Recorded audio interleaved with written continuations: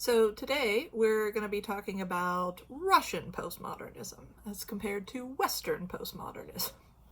Um, they're not entirely dissimilar, but there's an important distinction, and it's in origins, and that gets us to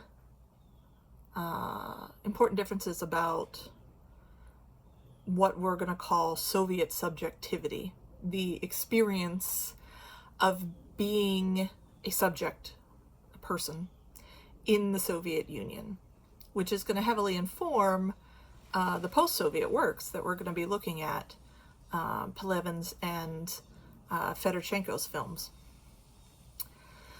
So, to begin with, I'm going to take us back for a second to Kinzadza and think about the style that movie is filmed in. Now, the 80s in the Soviet Union are not the 30s or 40s. It's not Stalin. But the conventions of socialist realist style are set at that time under Stalinist rule. And socialist realism was described by the Soviets as anti-modern. So there was a sense that they were deliberately opposed to modernist style in the sort of interwar and post-World War II years, which was largely about a sort of individual rejection or alienation from generally felt reality in American writings, John Cheever sorts of things.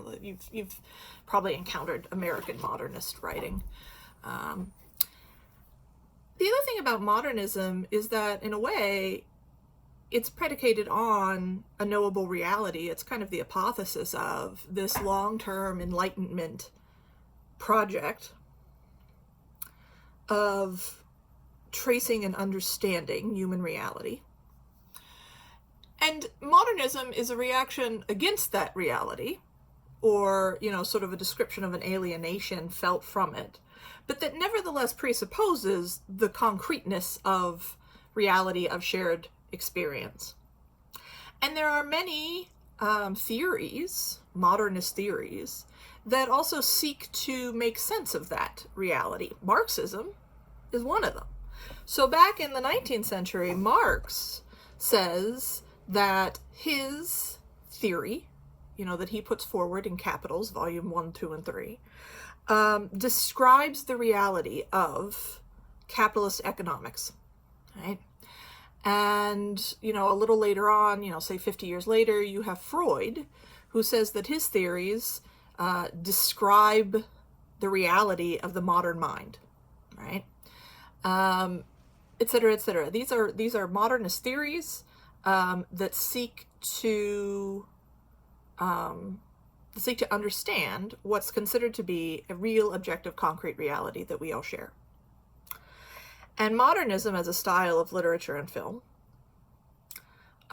takes that reality as true, as objectively the case. But again, the individual protagonist may be feeling alienated from or reacting against, or et cetera, that reality. It's sort of the last genre to do that, because then, as we started discussing, postmodernity calls into question that reality. So socialist realism is considered by the Soviets to be anti-modernist, and I mean this chiefly in style. But there's also a content element to this, so let's spend a second on socialist realism. Socialist realism had certain requirements, and I think I mentioned this back when we were talking about Kinzadza, when I made the introductory video to that. And, it has to be partisan, it has to be proletarian, it has to be easily understood, it must be realistic in style, nothing, like as we've seen in Blade Runner, for instance, visual scenes that just don't make sense, literally. Some things like that would never be allowed in socialist realist style. and a commitment to telling the truth from the party's perspective. When we say truth, we don't mean reality, particularly, going through the massive structural adjustments that the Soviet Union is making in the 1930s under Stalin, the 5-year plans, the collectivization of agriculture. There are famines. There's massive disruption. A lot of people are murdered. And the reality of that situation was not to be depicted. Rather, we were to depict the truth. And the truth is that whatever's going on right now in front of your eyes, eventually, communism will lead us to a bright future of plenty. And you were supposed to represent that truth. And from Stalin himself, from other members of the government, etc., we can say that this is just a kind of cynical propaganda. But I want to point out that there are many people, particularly that soon after the revolution. There's the revolution, there's the Civil War, and then we get to 20s Russia. And there are a number of people, artists, creators of all kinds, who honestly, ideologically believe they are committed to the project of building communism, which nobody thought was going to happen overnight. It's one thing to overthrow the Tsar, another to, adopt communist principles of governance, but the idea of actually transforming an enormous country and its society, right, to a fully communist system, nobody thought that was going to happen overnight. It wasn't ever intended to or sold to happen that way. And you had many people who were creative, who were committed to the idea that we are on the path to communism. We believe in that path. We want to help it along. And the way we, as artists and writers and filmmakers and et cetera, can help it along is to represent this truth, is to sort of propagate the vision and ideology. And so I don't want you to think that this is exclusively all just cynical, terrible propaganda, even though, when you're talking about people in government who are murdering people about it, yeah, of course, right? I mean, this is a tool of power and it's a tool of terror. So, in any event, socialist realism has this requirement for the representation of the Soviet truth. And this is something to bear in mind. And, we see that when representation in general, artistic representation in general, is so restricted, even in the 1980s, we're still seeing this in Kinzaza, where, we're still adhering to the realist style in the film, right? And we're left in this world where, as we talked about that week, there's the stated sort of message, interpretation, themes of the film. And then there's this alternative interpretation of the film that's intended by the creator, that's complete opposite. And those two interpretations are meant to be read out of the exact same material in the film. So right away, even with this socialist realism that stretches back, into the 30s in the Soviet Union, right away we're starting to see something emerge that is something other than reality, right? Or it's reality and it's opposite simultaneously, right? So let's take this back a second then to thinking about sort of the main point about postmodernity that we are hinging on during this module. Baudrillard and his breakdown of the sign. And of course we talked about how this idea of simulation comes through in Blade Runner, right? This idea of excuse me.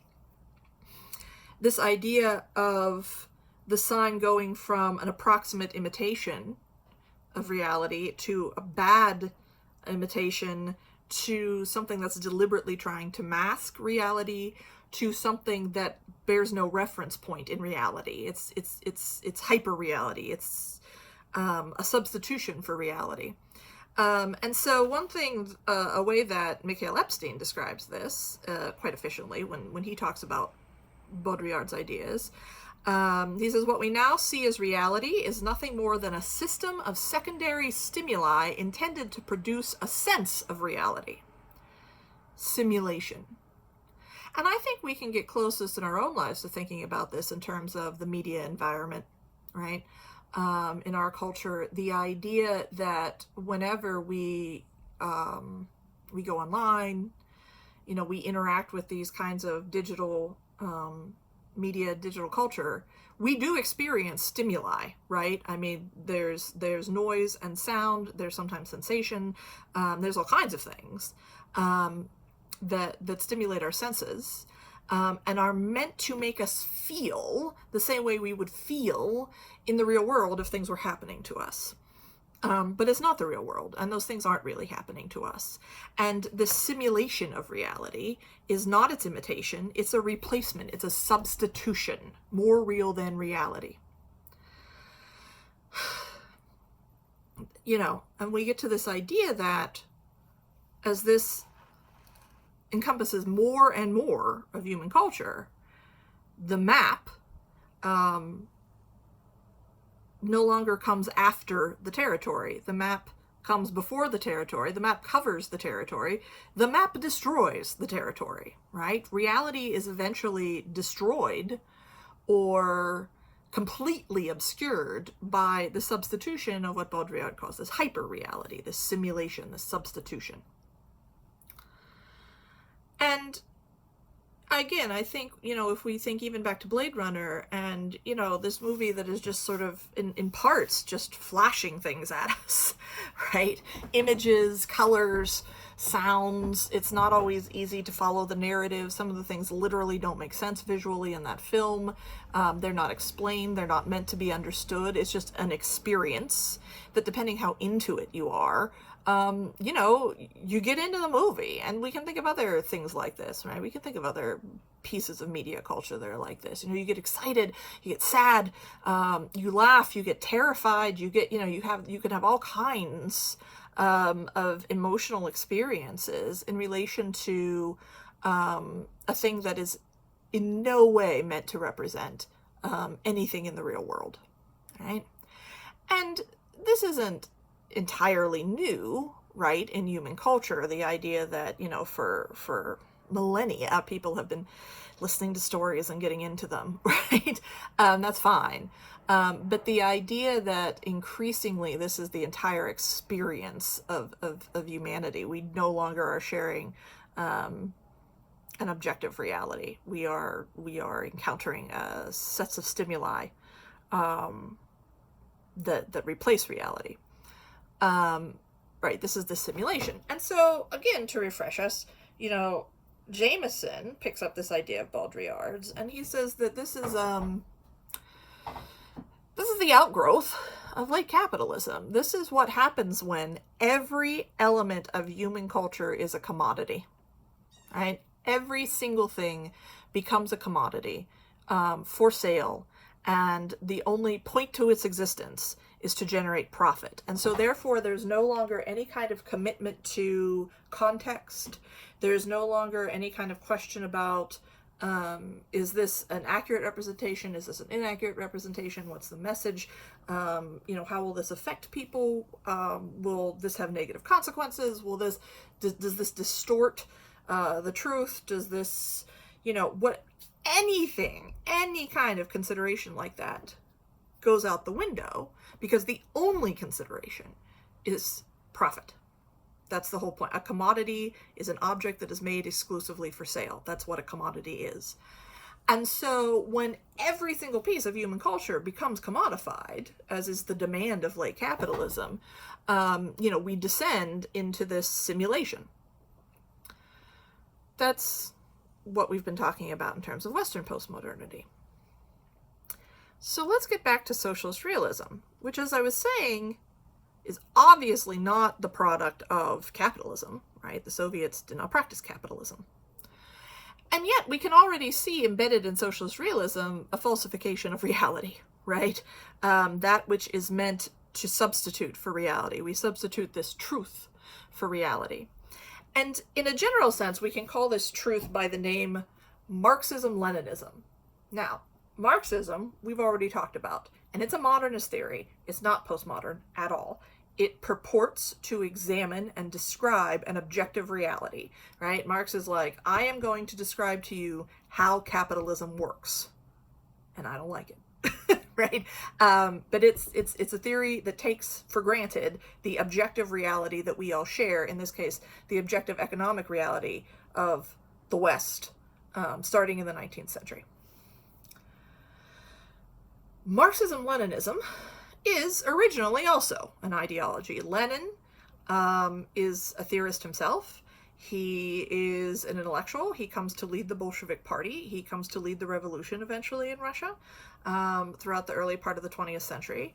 He has ideas that he appends to Marx, that he thinks, since Marx's death, things have progressed. I mean, here's one: imperialism, the highest stage of capitalism at the time, right? He publishes this in the beginning of the 20th century and reissues it during the 1920s. The idea that he is adding on concepts to Marxism that, he perceives as being an accurate description of the way things have progressed since Marx died and stopped writing.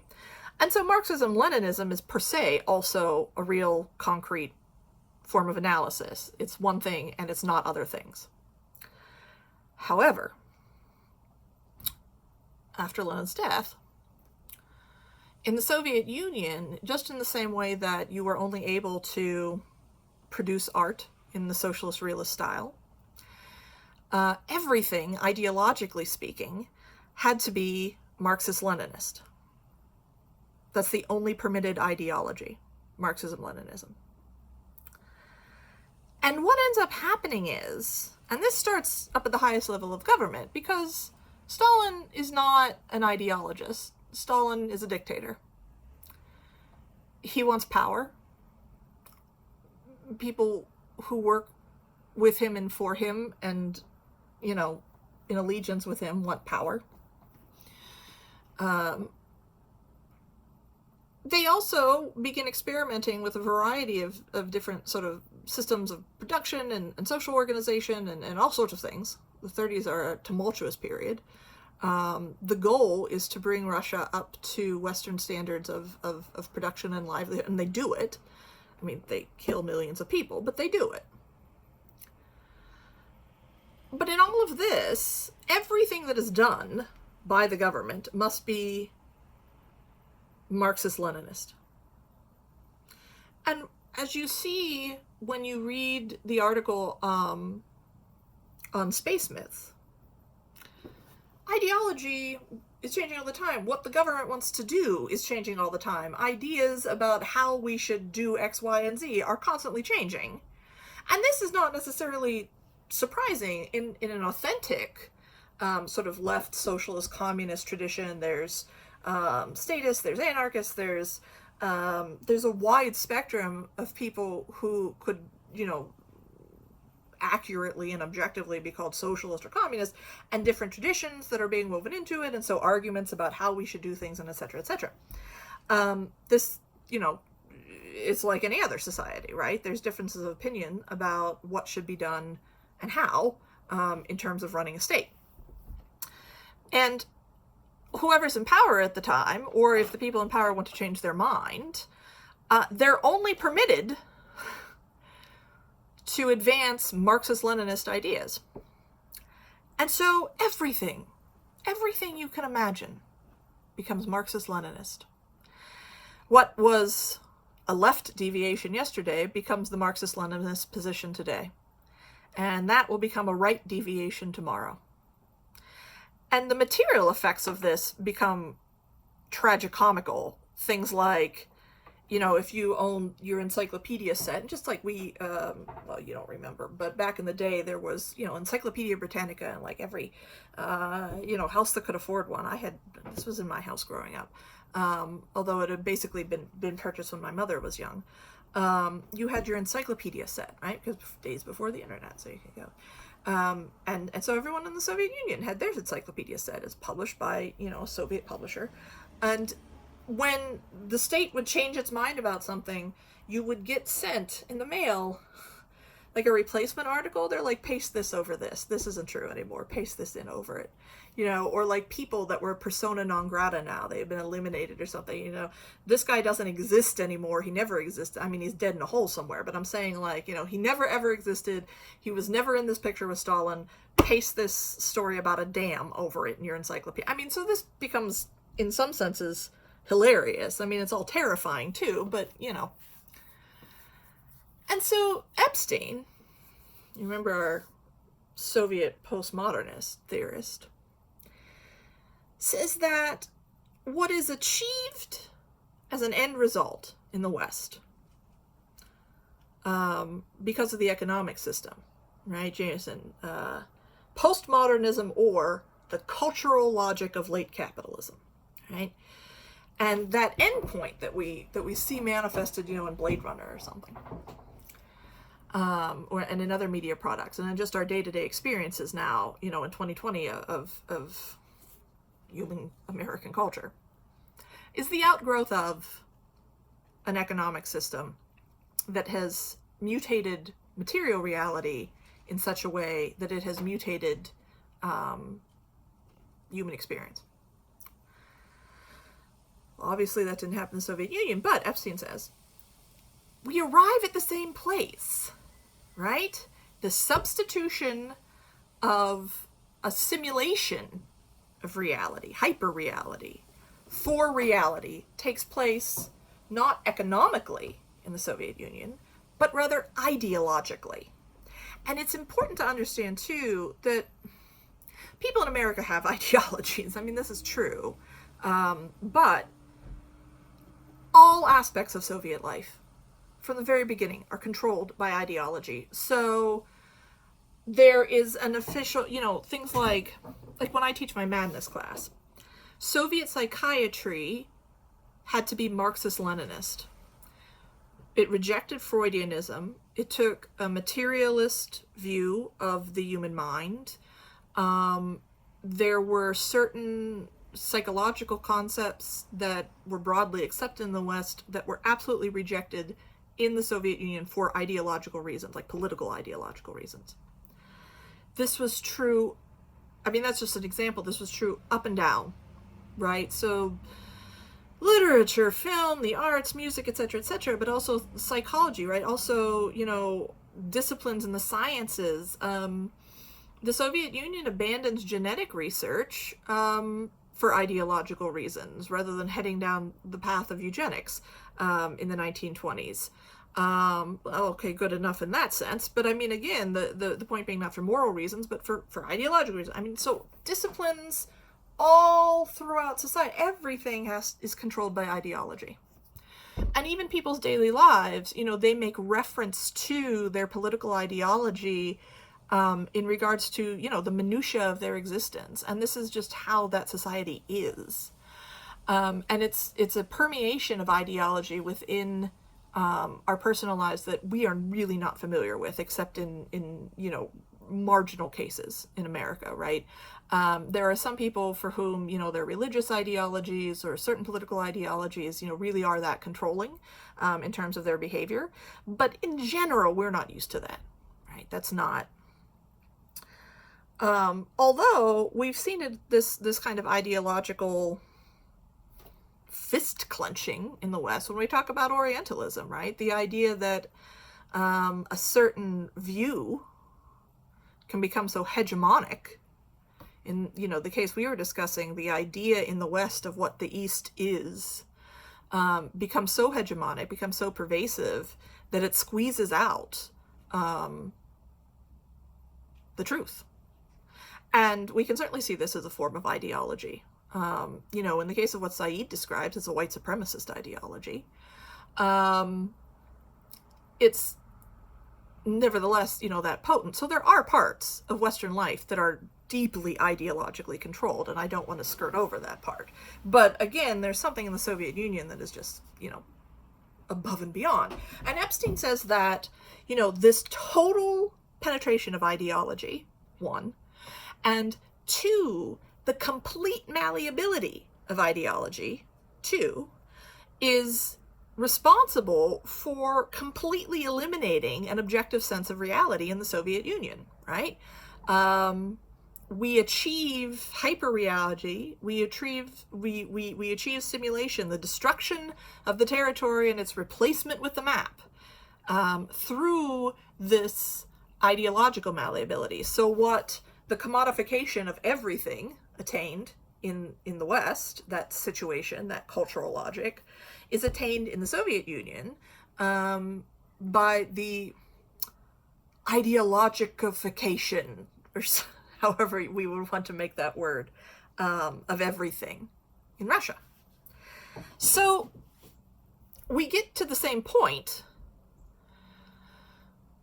by completely opposite means. And when I say we get to the same point, we get to the same experience, right? Of a reality where there is no there. And we see hints about this sort of being analyzed in an objective historical sense in the article about, space history myths, where, we see that there's this deliberate attempt to rewrite history, to myth make in the Soviet Union in relation to the space program. And, even in that article, it points out that this is a thing that happens in the American history of its own space program, too. It's not, but again, there's a kind of extremity to what happens in the Soviet Union. And then when we get to Oman Ra, you're going to see that he writes a book that takes this to its logical conclusion.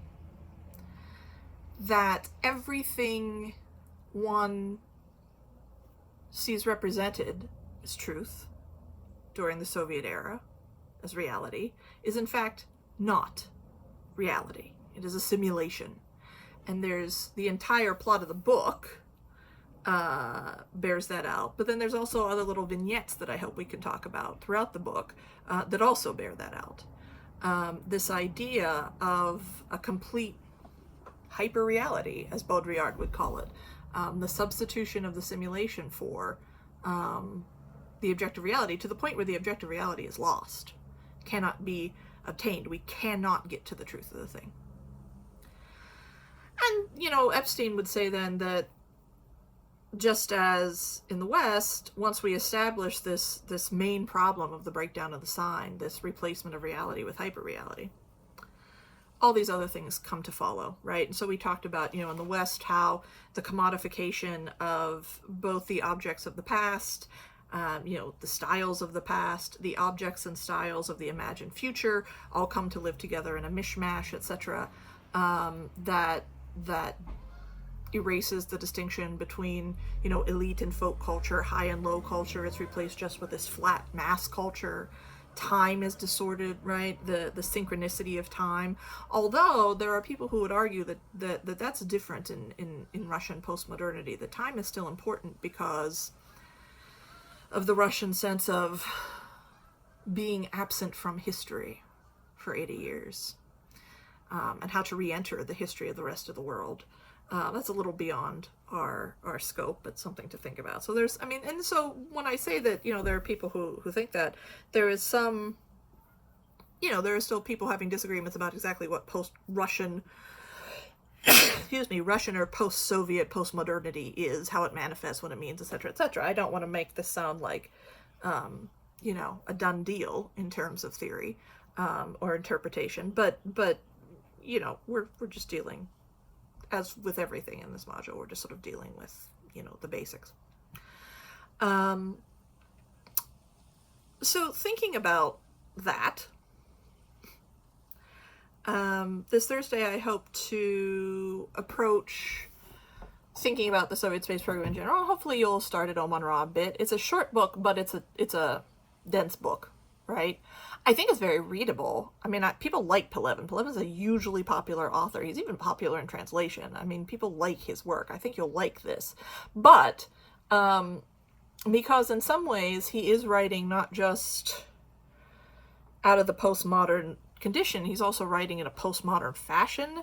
There are many, many, many layers of references that he's playing with, historical references, many of which you would have to be a Slavist to understand, and some of which you would have to be, frankly, a native Russian to understand. And so some of those can get quite opaque sometimes. And hopefully we can, we can discuss that. Things that are just a little incomprehensible to a Westerner, because he has layered so many references that are or are not fully signifiers that are sort of half-tied to what they're signifying, maybe, right? And he's doing this deliberately. He's a self-described postmodern author, and so he's not just commenting on the postmodern condition in his writing. He's also manifesting it in style. We talked about that sort of difference, right? The idea between what it means to be postmodern in style versus sort of postmodern in content. So that's happening. It's so I mean, I said people tend, when I assign his work in other class too, people tend to like it, but also sometimes be mystified by it slightly, and that's okay, and we can talk that out together. So don't stress out. Expect as a Westerner to be a little mystified, but hopefully these concepts can help clear some of it up, right? The idea of the attempt to represent Soviet subjectivity. And this experience of Soviet postmodernity that is generated by this Marxist-Leninist ideology, which is everything and therefore nothing, and therefore completely replaces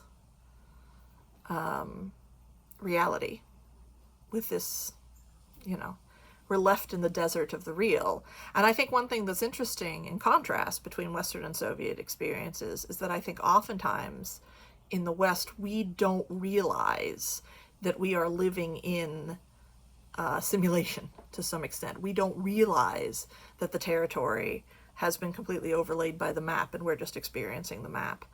Or we get a sense of it, but we don't necessarily articulate it, or it's hard to get at.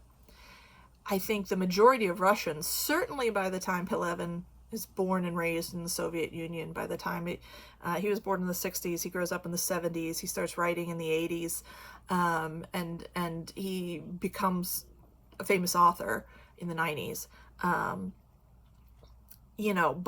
Certainly by the 70s, people are aware that nothing is, that they are living in the desert of the real, so to speak, that nothing is true.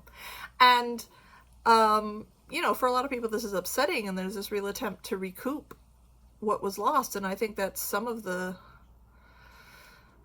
nostalgia that still pervades Soviet culture, which we're going to talk about in a couple weeks when we get to Fedorchenko. But for Pelevin, and he's, if you read our interviews with him, and I have to say he's a person that seems like he's actually insufferable in real life. He's one of those guys that wears sunglasses inside. But on the other hand, he talks very explicitly about realizing as a young man, when he was a writer, he wanted to be a writer, and realizing that, like, look, okay, if nothing's real, then I make my own reality. If the government can do it, I can do it. And it was tremendously freeing for him creatively. So, there's a real playful element to his work amongst the tragedy of it. And I think in the West, too, amongst people who have realized the sort of condition that we live in, some try very hard to recoup reality, and some are like, let's just go for it. Fine. Nothing's real. Okay. And I don't think it's either one of those is the right or wrong response. I think it just probably depends on you as a person. Anyway, so that's what we're going to be dealing with for the next couple of weeks, actually. I figure it's going to take this week and next week to get through them on Ross. So I'll see you on Thursday.